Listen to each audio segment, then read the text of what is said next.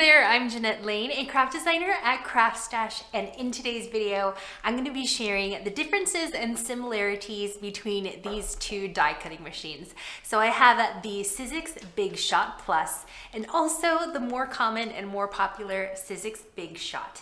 Just Big Shot. So Big Shot and Big Shot Plus. Right off the get-go, you'll see that the Big Shot Plus is considerably larger than the Big Shot. That's because it has a wider platform. And I want to show you these machines, give you a bird's eye view of these machines so that you can also see the differences in the length of the platform, which you'd be surprised that the Big Shot Plus is not that much bigger than the Big Shot, but let me show that to you now. Here's the aerial shot of these two machines, and as you can see, the Big Shot Plus has a considerably wider platform. So this is a 9-inch platform versus the 6-inch platform on the Big Shot. Now, as you can see, the Big Shot platform is just a hair shorter than the length of the Big Shot Plus, but it doesn't make a difference when you're doing die cutting. In case you're wondering, these two machines function exactly the same. They're not electric die cutting machines, so they are hand cranked, so you gotta crank them yourself. I don't know why this makes me so happy.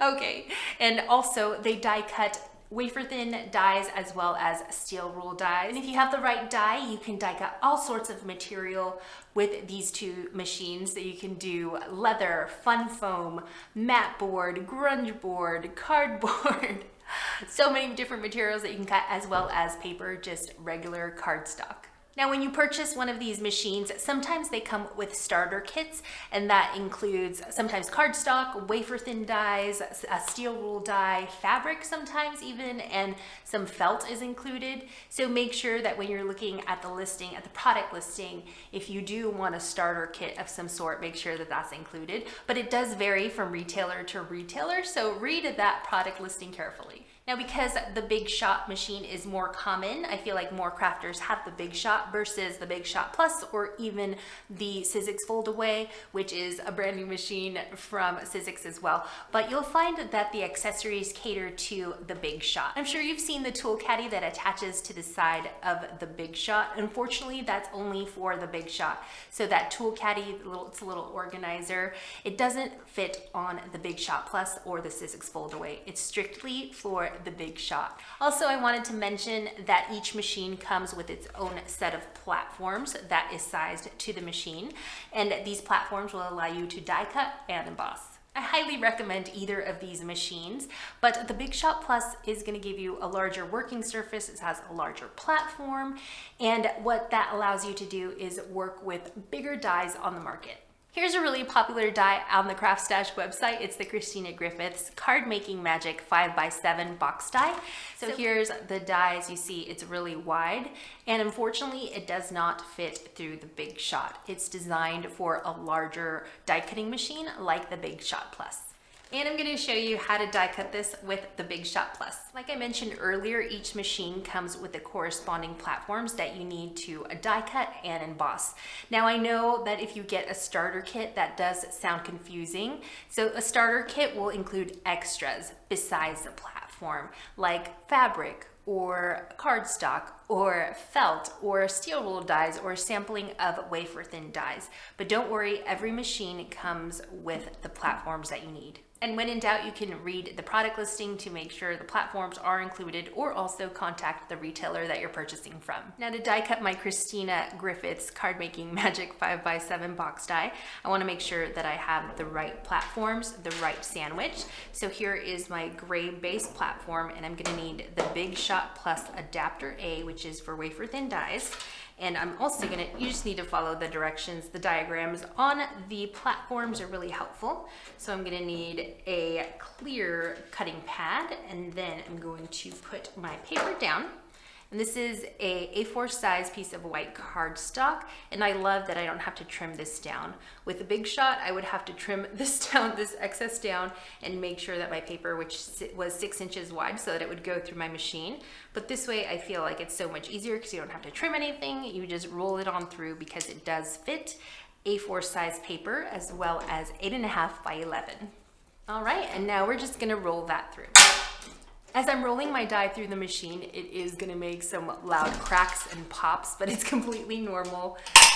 And even though I've done this hundreds of times, it still kind of surprises me every time. So here is my die cut, perfectly cut.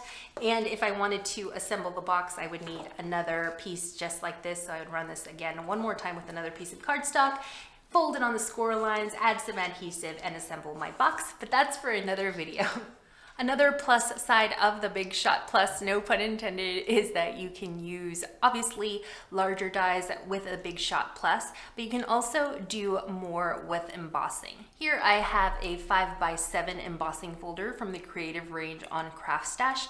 And yes, this does fit through the Sizzix Big Shot. So let me emboss this so that you can see. I'm gonna emboss this piece of blue cardstock with my Sizzix Big Shot. So I'm just getting the right platform, the right tab, and I'm gonna add my cutting pads, get my sandwich right, and roll this on through.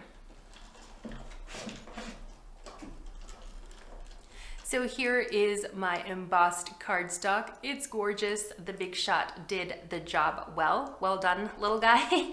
But what I love about the Big Shot Plus is that you can do more with embossing and use larger surfaces. So I'm sorry, use larger cardstock when you're working with a Big Shot Plus.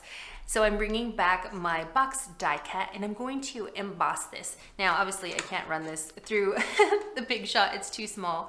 And I could do this with my embossing folder and just run it through the machine, kind of like in the same direction as the Big Shot. Because the Big Shot Plus platform is so wide, you can actually emboss this way and then move it down as you're embossing. So I'm gonna show that to you in just a bit.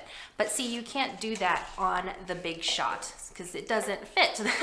It'll get stuck right there. So you can't do that on the regular Big Shot, but you can emboss larger pieces with your Big Shot Plus. Now to emboss on the Big Shot Plus, I'm gonna use my gray platform and my adapter B, my Big Shot Plus adapter B. And again, I'm just reading the diagram here. So there's the gray platform, base platform, the adapter B.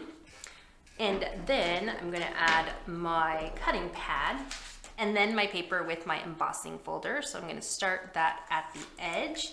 Add my second cutting pad on top and then roll this through.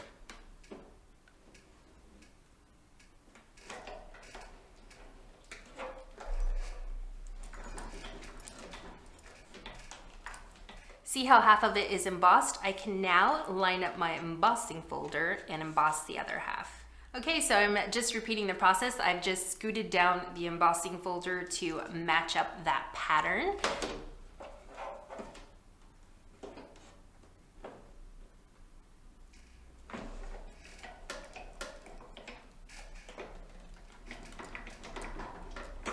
And here's my embossed box, and all I did was just emboss this once, move down the embossing folder and embossed it again. If you have an even longer piece of cardstock, or maybe if you're making even like a paper table runner, you could just keep moving this down until you completed embossing your whole project.